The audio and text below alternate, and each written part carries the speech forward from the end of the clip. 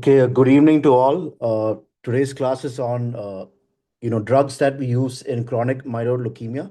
This is a continuation and sort of a completion of last time's class, which is the workup and management of chronic myeloid leukemia. So this is a super important class, very high yield in terms of your exams, and they tend to ask this in your exams because these drugs are actually revolutionary. They have revolutionized the field of hemato-oncology, and they have sort of they are the first sort of targeted therapies that were out there in the market and used en masse, right? So it is very important that you know these drugs inside out. Today's class will be slightly lengthy, but I think it will be worth it. So first we'll talk about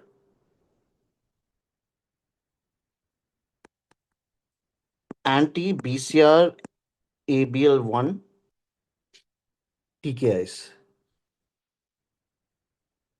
So these are, you know, tyrosine kinase inhibitors that inhibit the BCR-ABL1 protein, right? So BCR-ABL1 protein, which is a result of the translocation 922, fusion occurring, results in a BCR-ABL1 protein, which acts as a tyrosine kinase, which leads to cellular proliferation. So this whole process here is to inhibit this tyrosine kinase, right? So, keeping that in mind, let's quickly go over the mechanism of action of these drugs. So, the basic mechanism of action is what we'll get into now. So, you have to know that this BCR-ABL1 protein,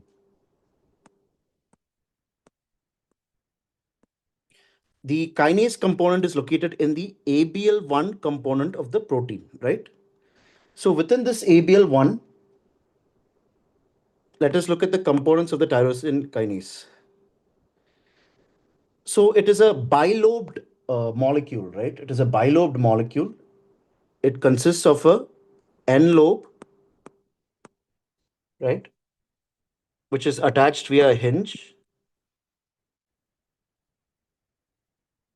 which is attached to an ATP binding site,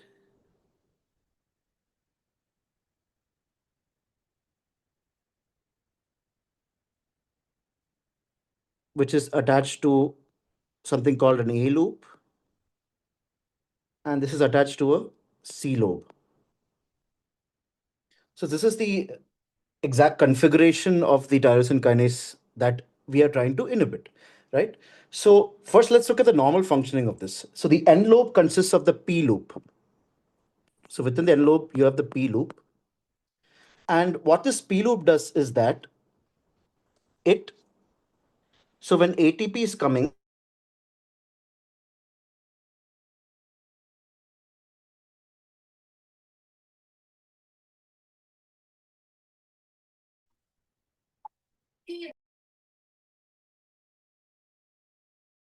by binding to the phosphate component of ATP.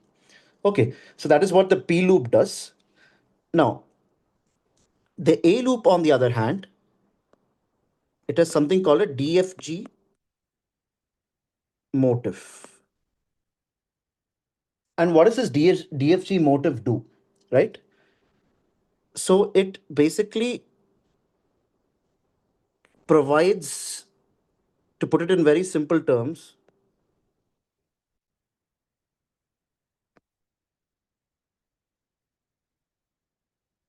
right? Sorry about that interruption. So this DFG motif, what it does is it provides magnesium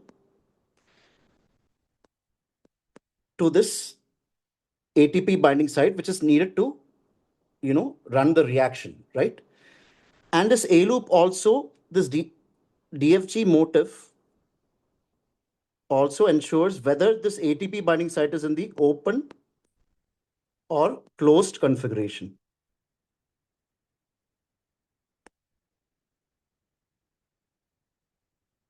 And now you have the C lobe. The C lobe is where the substrate binds to. So the substrate could be any other protein on which the tyrosine kinase acts to cross cellular proliferation, right? The C lobe also contains the myristoyl site. Okay, we'll talk about the importance of that later on when we talk about asciminib. So this is essentially what a normal tyrosine kinase structure looks like within the ABL1 protein product. You have an N loop which contains the P loop. The P loop binds to phosphate and allows ATP to come to the ATP binding site. There's a hinge which allows flexibility. There's an ATP binding site to which ATP comes and binds to. There's an A loop which has a DFG motif which ensures whether the ATP binding site is in open or closed configuration.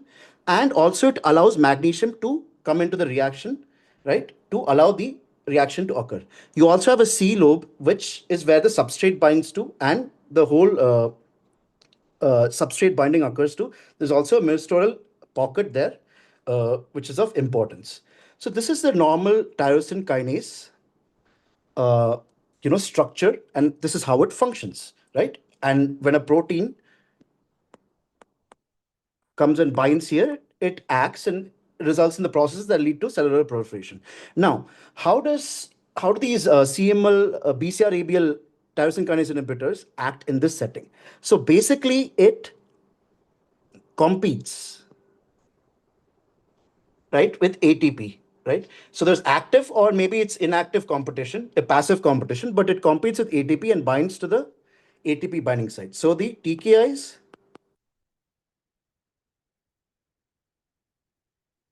bind to ATP binding site. Now, depending on the TKIs, there are two types of TKIs, right? We can classify it depending on whether it binds to the ATP binding site in the active configuration or in the in the active configuration or in the inactive configuration. So you have type 1 inhibitors,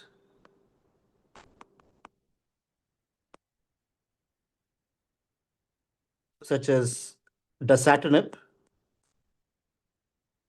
and these bind, in the active configuration. So they directly compete with ATP to bind to the ATP binding site and to inhibit the tyrosine kinase. Okay. And then you have type 2, which consists of Imatinib. So you have Imatinib, you have Nilotinib, and you have Bosutinib. So all these drugs, they bind to the ATP binding site in the inactive configuration. Okay. And then there's something like a Bosutinib, which binds both the active and the inactive phase. Okay. So that it has features of both type 1 and type 2. So that is the classification of the TKIs based on what configuration of, the enzyme it binds to when it binds to the ATP binding site. Okay. So once it binds to the ATP binding site, what does it do? This leads to inhibition of phosphorylation of the substrate. Okay. So phosphorylation of the substrate is prevented when it binds to the ATP binding site instead of ATP, right? And this, basically it inhibits the tyrosine kinase, the function of the tyrosine kinase. And because of that, it finally leads to apoptosis, okay, of the cell, because the cell is not allowed to proliferate, right, of the tumor cell. Okay, so that is a basic overview of how these tyrosine kinase inhibitors work. They bind to the ATP binding site either in the active or in the inactive, closed or open configuration, and they inhibit phosphorylation of the substrate. They prevent, the ability of tyrosine kinase to lead to cellular proliferation, and therefore the tumor cell ultimately undergoes apoptosis. So that is the gist of how these tyrosine kinase inhibitors work. So we'll start off with the first drug. Number one drug is Imatinib, right? So we've discussed the mechanism of action. Let's quickly go to the absorption. So it has 100% bioavailability when taken orally, right? It has extensive plasma protein binding, around close to 100% plasma protein binding. So it is widely distributed throughout the body. And when we talk about the metabolism, it is metabolized by the CYP3A4 system of enzymes within the liver. So there can be interactions, inducers and inhibitors. We'll talk about that, right? And the main active metabolite is actually N demethylated piperazine. This is the active metabolite of imatinib. And so that's how it is absorbed, extensively binds to plasma protein within the plasma, and it undergoes metabolism in the liver by the CYP3A4 system of enzymes. So we've already spoken about the mechanism of action. Let's quickly get into the indications. So although this talk is on CML in particular, let's look at all the indications of imatinib. So it's used in CML, CP, AP, and BP. Although in AP and BP currently we prefer second generation TKIs, but classically it was used, right? It is used in gastrointestinal stromal tumors, um, right? So basically it depends. So the dose that can be given, it depends on the exon that is involved. So if it is exon level, these are very sensitive to imatinib. We give a dose of 400 mg OD. If there's an exon 9 mutation, right, then these are slightly more resistant to imatinib. We need to give a higher dose of 600 to 800 milligram OD, right? Now, the next indication is eosinophilic leukemia. When we talk about eosinophilic leukemia, we give it at a low dose of 100 milligram OD, right? And this is for patients who have, so we can give imatinib in patients who have FLIPI1 PDGFR alpha mutations. Okay. So we need to check for these mutations. Then we can give imatinib 100 milligram OD in eosinophilic leukemia.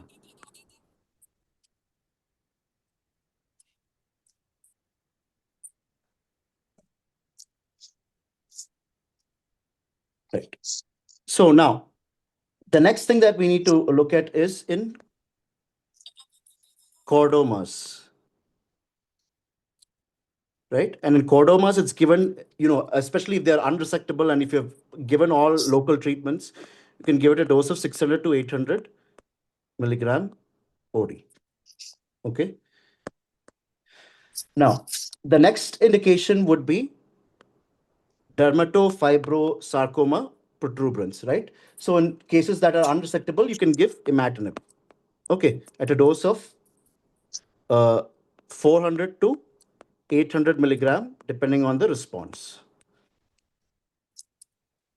The next indication would be in melanoma. I'm surprised that a lot of people in the poll marked that it cannot be given in melanoma, but in melanoma with c-KIT mutations, imatinib can be given. Okay. Now, coming to the next indication, it can be given in systemic mastocytosis as well. So these are a wide range of uses of imatinib. Another therapeutic use in case of toxicities, it can be given even in cases of ILD. Okay. And GVHT involving the lungs. There also imatinib can be given. And it has been tried with success.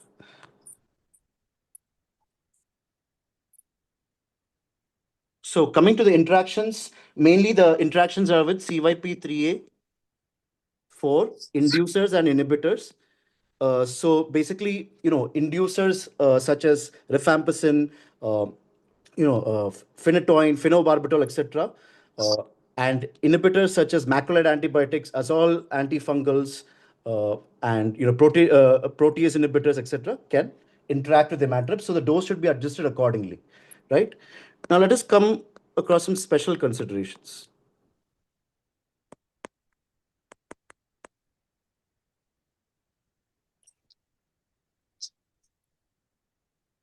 So just give me a second. I'll just mute the audio. I think some people's audios are on, so there's some sort of interference. I request everyone to just mute their audio. Yeah. So coming to special considerations, So you should always look for fluid retention,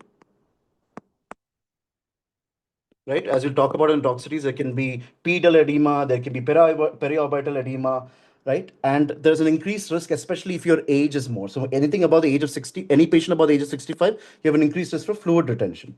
Okay. So hepatic dysfunction, there's no dose adjustment for hepatic dysfunction as such, only in like severe hepatic dysfunction. For example, Child-Pugh C or more, there you might consider dose adjustments or avoiding the drug. Then renal toxicity is usually seen with imatinib when you use it long term. So after 5-6 years, you can see renal toxicity. And there are no guidelines regarding how to tailor the drug based on creat clearance. But usually, as per up to date,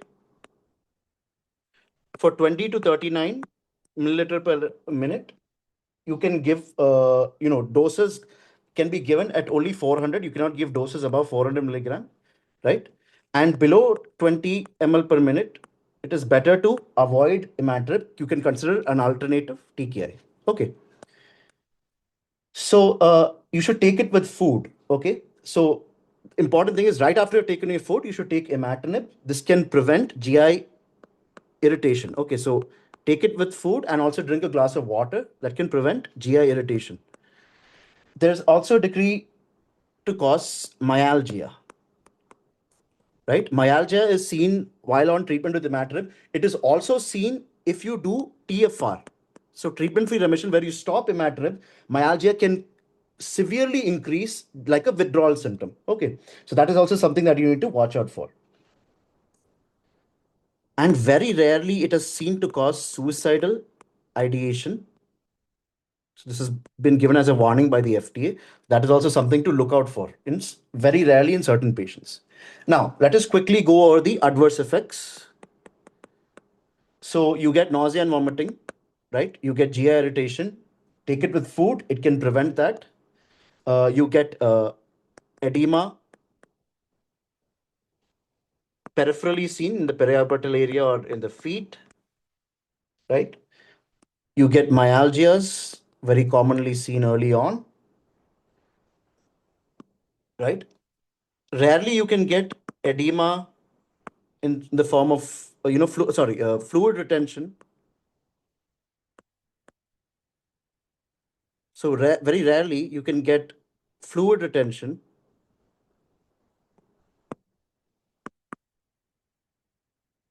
in the form of a pleural effusion or a pericardial effusion, etc. Okay, so that can also happen very rarely, although it is rarer with imatinib. Okay, you can get diarrhea, which is also commonly seen, and myelosuppression is also seen, although it is, unlike the second generation TKS, it's less common with imatinib, especially at a dose of 400 milligram. Although certain patients are more prone to myelosuppression, so we need to monitor the blood counts definitely. It can cause transaminitis,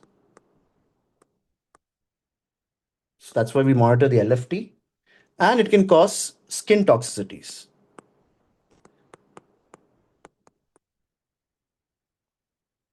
Now, the skin toxicities are, there are a few of them that we need to be aware of. So you can get a maculopapular rash. Okay. That is very commonly seen that, you get it a few days after starting imatinib, and you get it over the peripheral areas, the forearms, the legs, sometimes on the trunk as well. And of course, it's higher with higher doses. So it's lesser with 400 mg. And as if you use an increased dose, it is higher. And usually it is self-limiting. And we treat it with emollients, topical corticosteroids, etc. Right? You can get lichenoid reactions as well. So these are also dose dependent, and they're seen over the skin peripherally as well as the oral mucosa. And usually it occurs 1 to 3 months after starting treatment, right? And the treatment is oral corticosteroids, etc. Then you can get pigmenting disorders.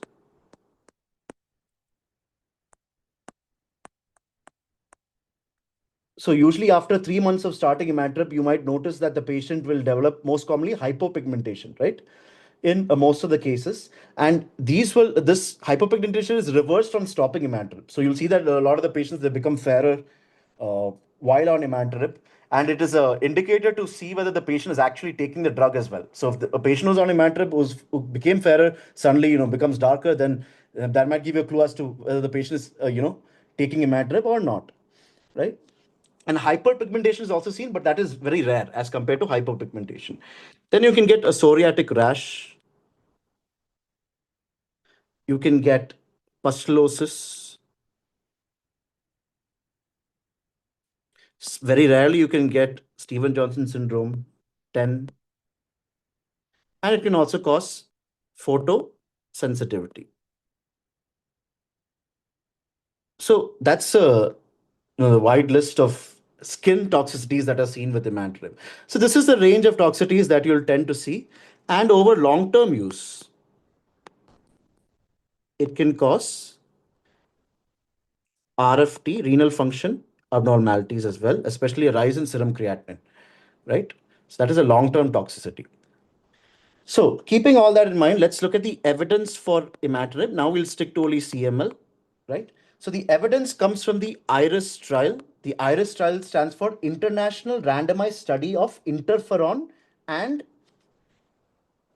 STI-571. That is the code name for Imatinib before they named it Imatinib. So International Randomized Study of Interferon and STI-571. So here they compared Imatinib, right? So Imatinib was compared versus interferon plus low dose cytarabine or Araceli, which is then the standard of care.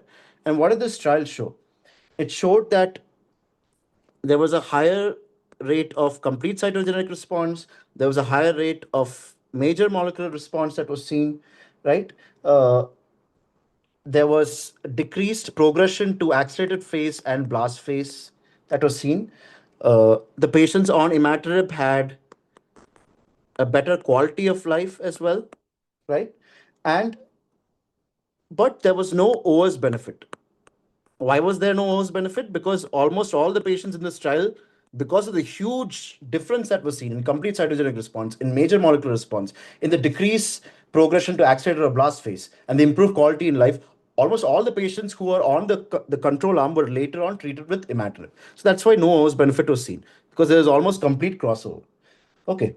And so that's what, based on the IRIS trial, Imatinib became the standard of care in the treatment of CML. So that brings us to the end of Imatinib. Let us go on to the second generation TKI. So Imatinib is the first generation TKI. Let us now move on to the second generation TKIs.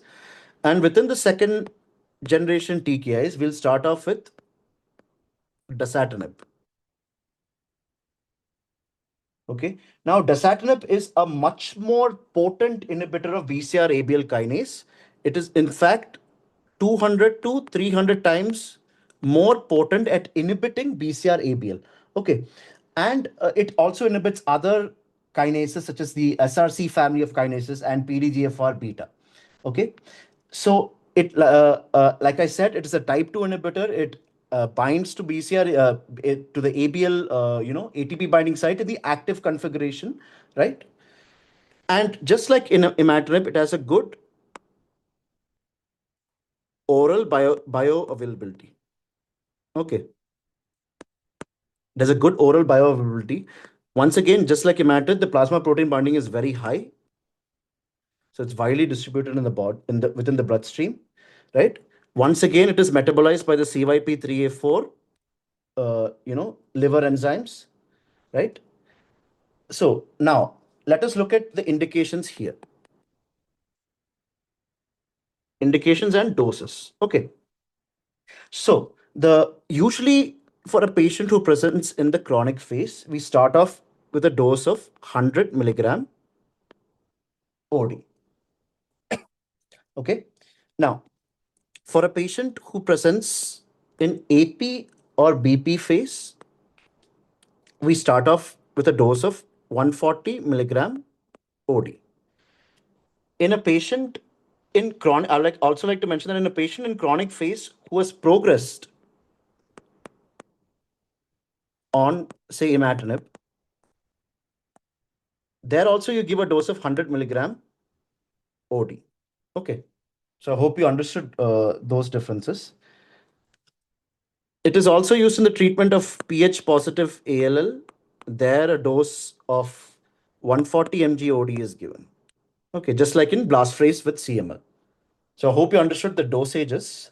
Now here it is given irrespective of whether you're taking your food or not. There is no correlation with food here. Coming to drug interactions, once again look out for CYP3A4 inducers and inhibitors, right? So let us look at special considerations.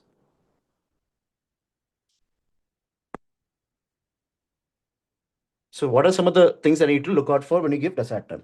It can be taken with or without food, like I mentioned earlier, right? And it can cause more myelosuppression. So CBC needs to be monitored, weekly, at least for the first 2 months.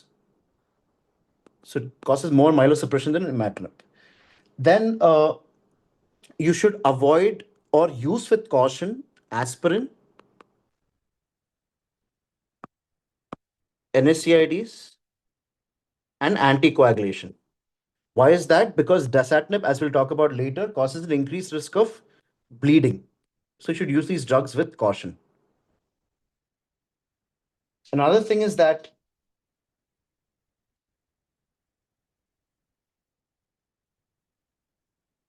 right. So another issue that you can cause is that it can cause effusions, especially pericardial and pleural effusions.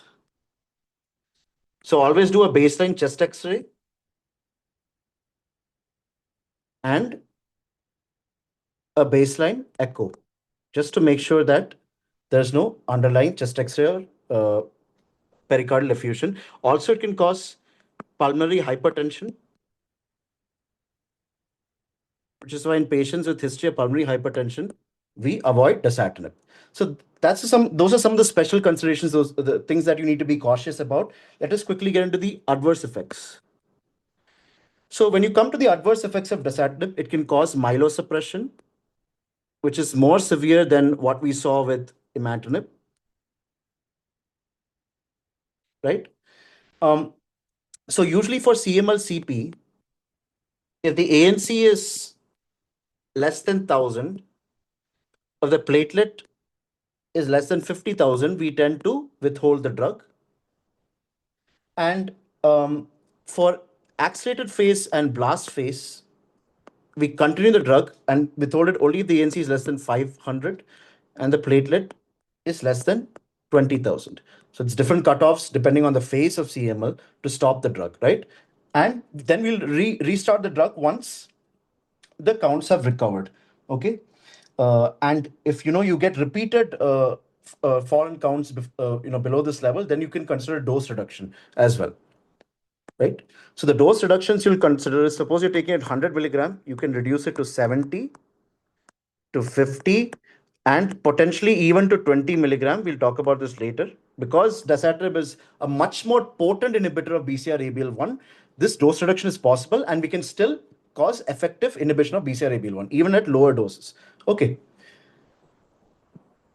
So if we get a repeated myelosuppression, then you consider dose reductions. Now, the next toxicity is bleeding complications.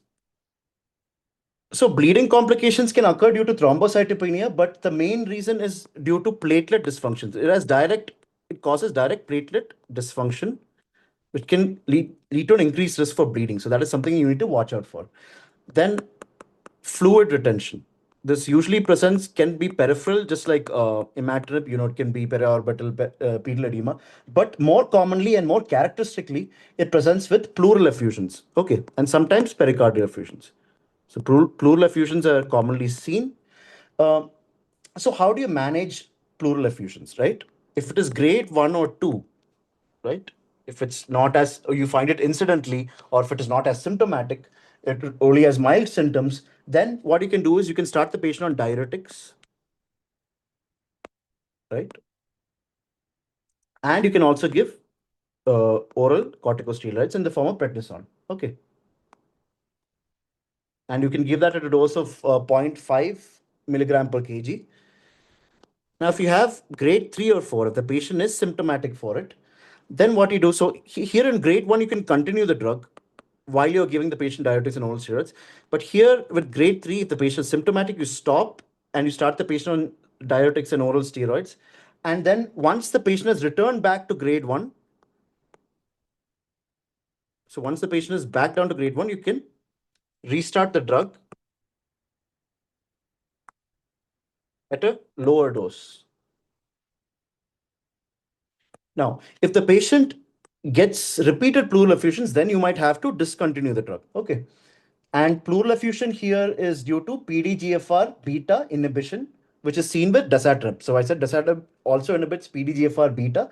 And because of that inhibition, that's why you get a decrease in interstitial fluid pressure, and that can lead to pleural effusion. So the next toxicity is GI toxicity. So this can cause nausea and vomiting. It can cause diarrhea. But more than that, it is notorious for causing gastroesophageal reflux disease. So that is something that you need to watch out for when patients complain about it.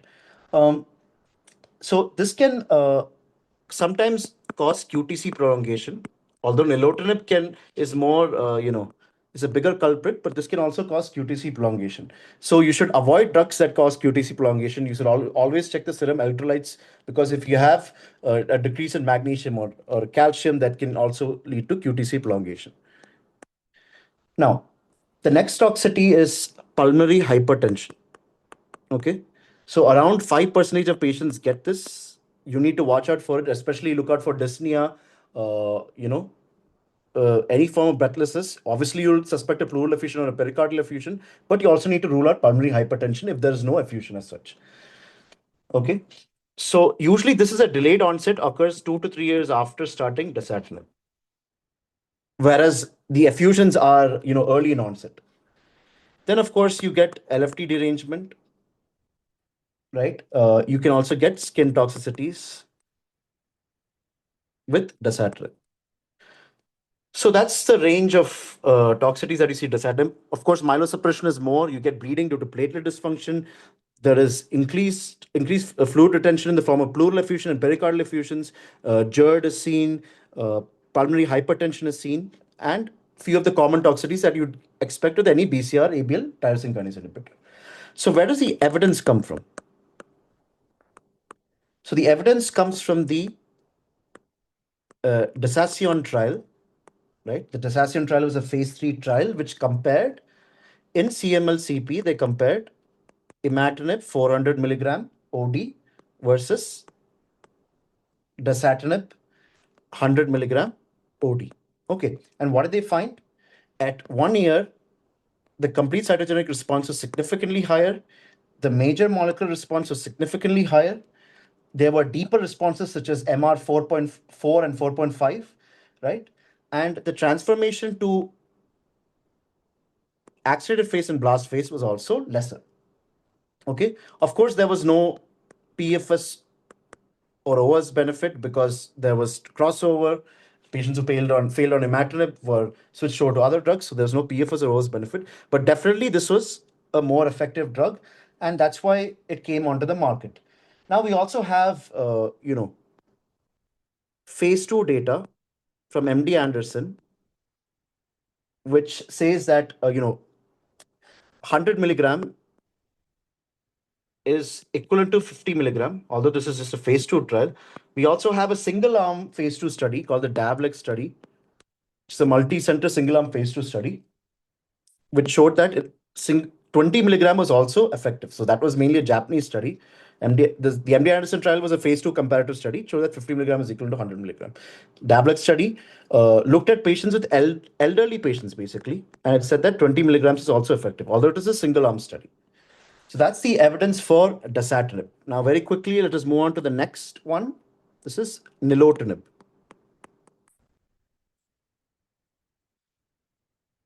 Okay. So when we talk about Nilotinib, this is also a second generation BCR-ABL, tyrosine kinase inhibitor, right? And it has although it is not that it doesn't bind that strongly to B-cell ABL like Dasatinib. There's a 20 to 50 times stronger binding when compared to Imatinib. Okay. Once again, great oral bioavailability. It has high plasma protein binding of around, close to 100%. It is metabolized in the liver by the CYP3A4 enzymes. So I won't write it out again. Let us look at the dose and indications, right? So for a CML-CP patient, it is given at a dose of 300 milligram BD. Okay. And for CML-CP resistant patient, that is, they've failed one line of treatment, in case of Dasatinib, you give the same dose as upfront CML-CP, but here it's different. Or an AP or BP, you give a dose of 400 milligram BD. Now, the super important thing here to note is that you should take Imatinib 1 hour before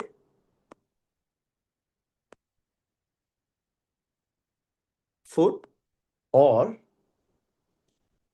you should take it 2 hours after food.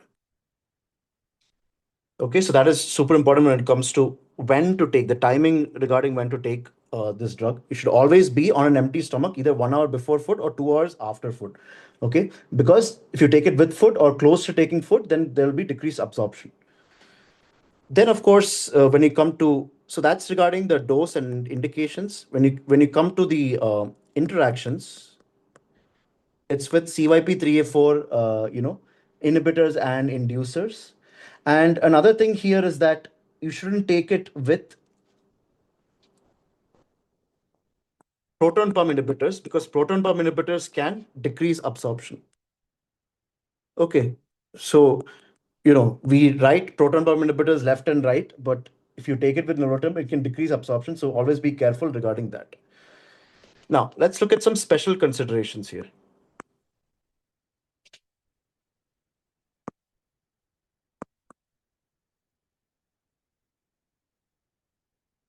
So coming to the special considerations, it should be before food. I've mentioned the schedule earlier, right? You should monitor CBC 2 weekly for 2 months. So it can cause myelosuppression. Then you should use it with caution in a patient with prior history of pancreatitis, right? With altered serum lipid profile,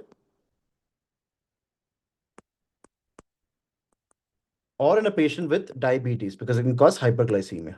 So you might have to adjust your medication. And it should not be used in patients with QTC prolonging medication, right?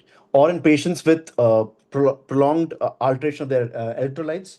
So it can cause severe QTC prolongation. Unlike the other two TKs that I spoke about earlier, it is known to cause QTC prolongation. So always we need to do a ECG monitoring on baseline, right? Initially 2 weekly, then we can switch for the first 3 months, and we can switch over to monthly and then 3 monthly. And you should you check the serum electrolytes and correct them whenever they're required to be corrected. And you should avoid drugs that prolong QTC,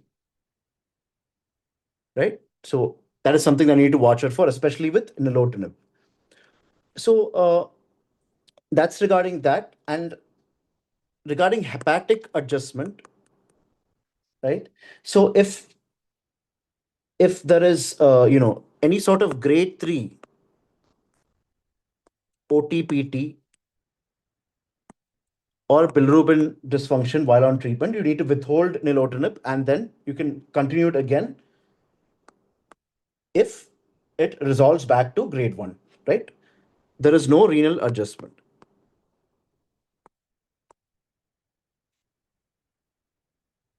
So those are the special considerations. Now let us look at the side effects. The side effects include myelosuppression, the ANC and platelet values are the same as Dasatinib. For there's difference between CP, where it's ANC is less than 1,000 or platelet is less than 50,000, you need to stop the drug, withhold the drug, and then wait for it to recover. If for AP and BP, it is 500 and 20,000 respectively.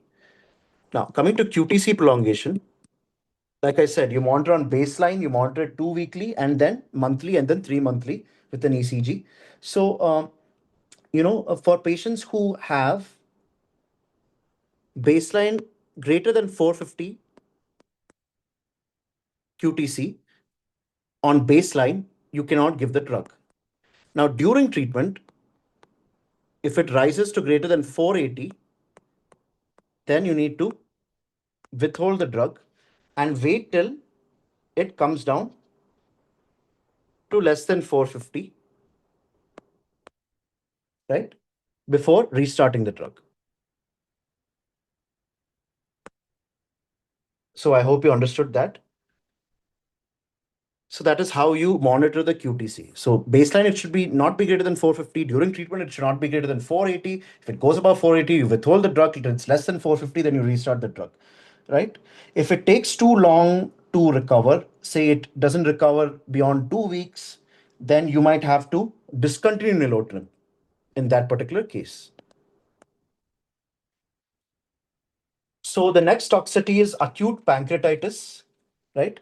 So you usually don't, you do a baseline amylase and lipase, but during treatment, we usually only do a repeat amylase and lipase if there is any signs or symptoms of acute pancreatitis. But this is something that you need to watch out for.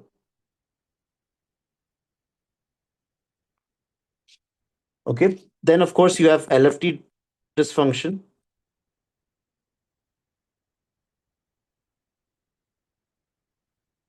Right. You have hypertension that is seen. So BP monitoring is essential. Then you have around 9 to 15% of patients have arterial, occlusion. This can present in the form of peripheral arterial disease. It can present from MI or CVA, right? And it is seen, but it is not as common as ponatinib, but it is definitely seen as something you need to watch out for. It can cause hyperglycemia. So always do a baseline, fasting and HbA1c and monitor it throughout treatment. It can also cause hyperlipidemia. So keep a watch out on your lipid profile at baseline, and after during treatment you need to monitor it as well, right? It can also cause skin toxicities like the other BCR-ABL tyrosine kinase inhibitors, GI toxicities, and peripheral edema.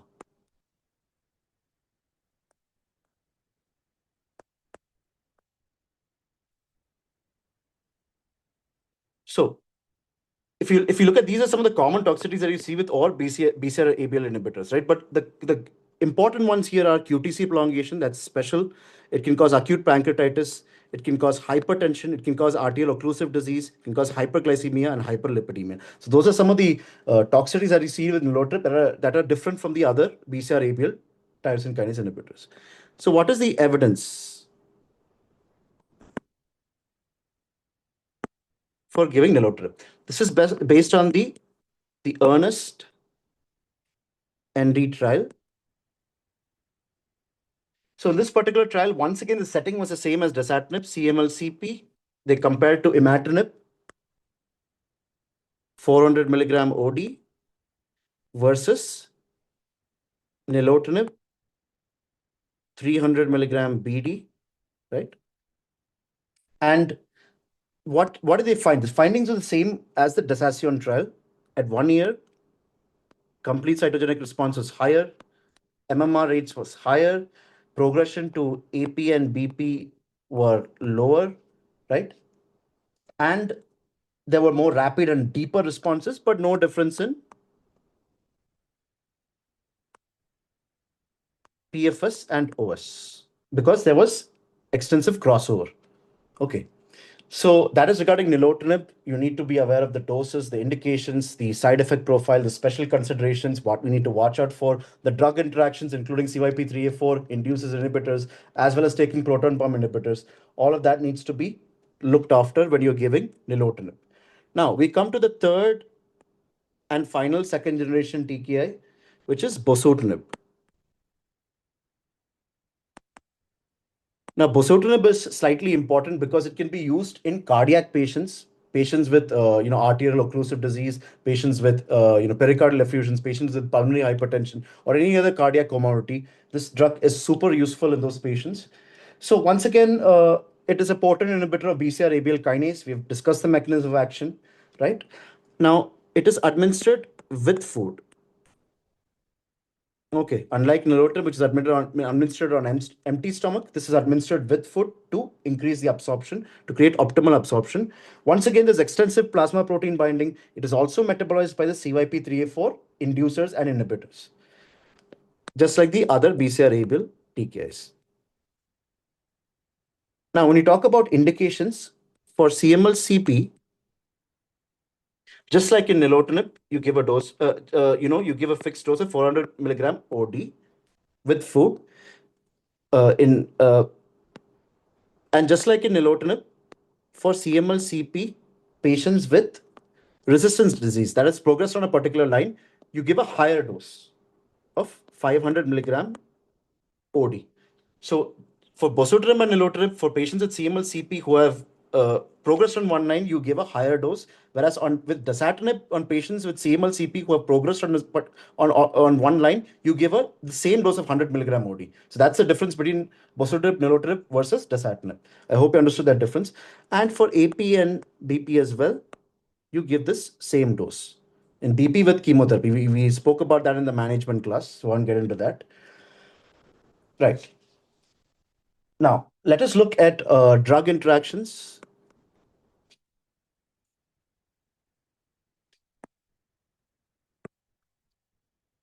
So coming to drug interactions, it once again, CYP3A4 inducers and inhibitors. And once again here, proton pump inhibitors can decrease the absorption. So be super careful regarding giving proton pump inhibitors. P-glycoprotein substrates,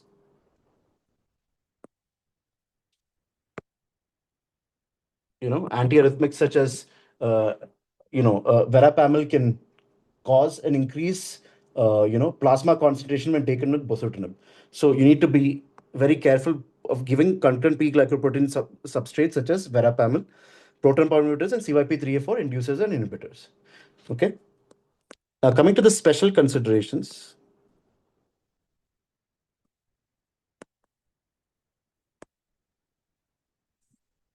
So myelosuppression is seen, just like with the other two second generation TKIs, and you need to monitor weekly for 1 month and then monthly. LFT dysfunction is seen. So LFT dysfunction is the highest with Bosutinib, okay, as compared to the other second generation TKI. So we need to monitor it at least monthly and then 3 monthly.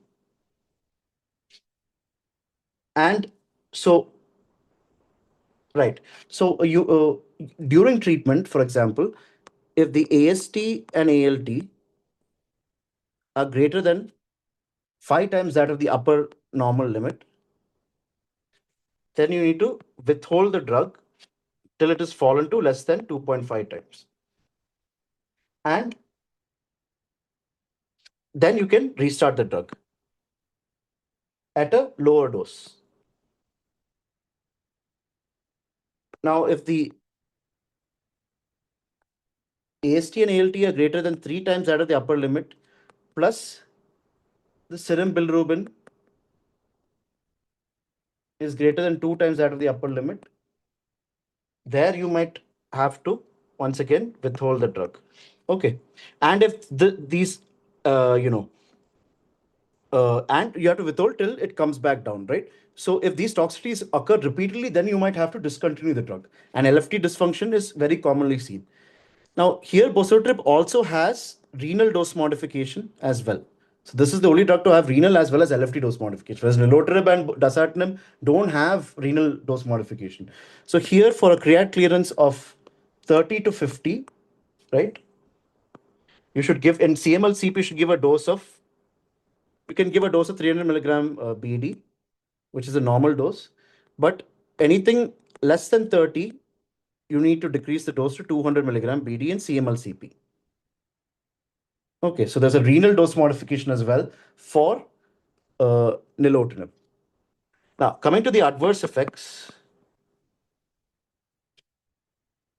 very commonly seen, and the main toxicity here is GI toxicity. And this here is most commonly presents as diarrhea. So with Bosutinib, you get diarrhea that you see is very commonly seen. Myelosuppression is also very common. So you need to watch out for that. And you can get LFT dysfunction, like I said, that is also very common. Unlike the other second generation TKs, LFT dysfunction here is more common. And all of your other things such as skin toxicities, fluid retention, right? All of that is also seen. And you'll also sometimes see an increase in serum creatinine, just like in Imatinib. Just like Imatinib, on long-term use, you can see an increase in serum creatinine. So the important thing here is that there is less cardiac toxicity, right? There's less QTC prolongation, is less, and there's less thrombotic events. There's less hypertension.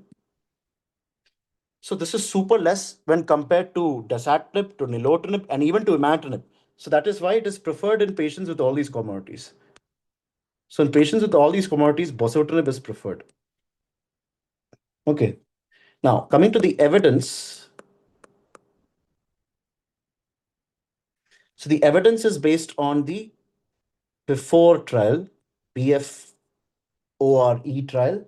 So once again, this was done in CML-CP. They compared Imatinib 400 milligram OD to Bosutinib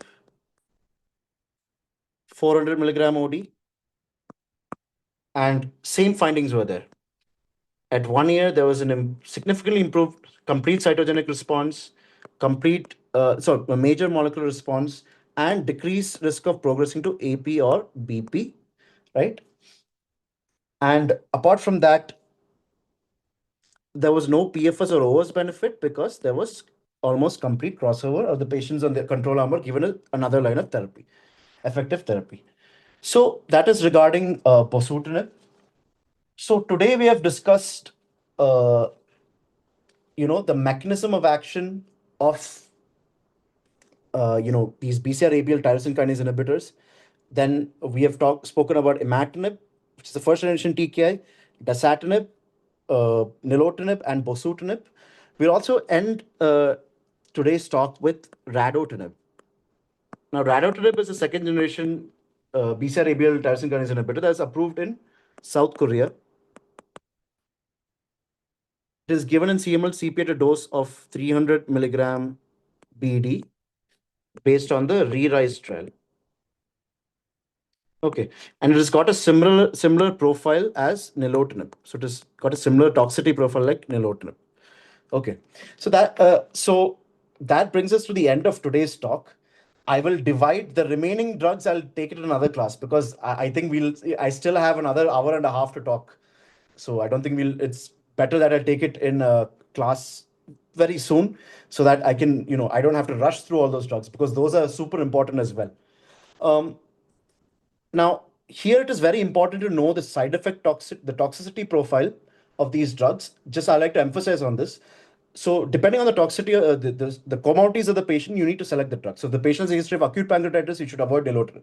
If the patient has difficulty in taking tablets on empty stomach or has difficulty in remembering to take, you should avoid Nilotinib. If the patient has a thrombotic event, arterial thrombotic event, you should avoid Nilotinib. If the patient has, severe cardiac toxicity, history of QTC prolongation, or history of thrombosis, you should give Bosutinib. If the patient has history of pulmonary hypertension, you should avoid Dasatinib. The patient has history of pericardial effusion, you should avoid Dasatinib, right? So based on the toxicity profile of the patient, you should, the comorbidity profile and the performance status of the patient, you should select your TKI. And regarding how to select your TKI, I've spoken about that in depth in the previous class. The second point I'd like to emphasize here is that before you switch, if you're suspecting treatment failure, always ensure adherence to the drug. Make sure the patient was taking the drug. Number two is always look for drug interactions. I said, a lot of these drugs have CYP3A4 inducers and inhibitor interactions. Second, they have interactions with proton pump inhibitors such as Nilotinib and Bosutinib. And also you have P-glycoprotein substrate interactions. So always rule out drug interactions as well, apart from adherence, before you label it as treatment failure. Okay, so those are two messages I like to give. In the next class, we'll be covering Ponatinib, Asciminib. We'll also be covering resistance mechanisms to tyrosine kinase inhibitors. So I'll end it there, and we'll take the remaining, part of the topic in the next class. Hope you had a fruitful session. Please give your feedback and ask your doubts in the WhatsApp group. Thank you.